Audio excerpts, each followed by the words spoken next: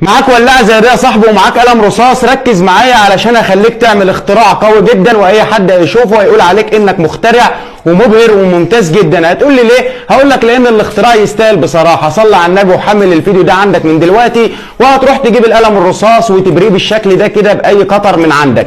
هتجيب الجاك اللي معاك بالشكل ده كده بتاع التليفون الشاحن، وهتقص منه الجزء ده، وهناخد منه السلكه دي كده يا باشا، وهنربطها على القلم الرصاص بالشكل ده بولاعه فقط وقلم رصاص. هخليك تعمل جهاز مش اي حد هيقدر يعمله بسهوله، ولو رحت اشتريته هتشتريه بفلوس كتير جدا. هخليك تعمل مكنه الزير. هتقول لي ازاي؟ هقول لك مكنه لحام يا باشا. هتجيب الفيشه وهتاخد منها الجزء ده. كل الحاجات دي موجوده عندنا في البيت، مش هتحتاج انك اصلا تروح تجيبها من اي مكان بره. الولاعه موجوده معانا، والقلم الرصاص موجود معانا، والفيشه موجوده عندنا في البيت. هتحمل الفيديو ده عندك وهتصلي على النبي وهتتابعني علشان خاطر يوصل لك كل جديد، لان في جزء تاني لحاجه تانيه كبيره جدا، وحاجه مش اي حد هيتوقعها، عاملها لكم الفيديو الجاي. فتابعني عشان يوصل لك كل جديد، وصلي على حبيبك رسول الله علشان البركه تحل علينا. هتجيب حته شكرتون وبعدين هتلفها على السلك بعد ما لفيته على القلم وركبت الفيشه بالشكل ده. هنجيب حته سلكه بقى نحاس زي دي كده، وهنجيب صنفره ونقدر نبري فيها كده علشان خاطر نخلي السن بتاعها مبري بالشكل ده كده زي المفك بالظبط.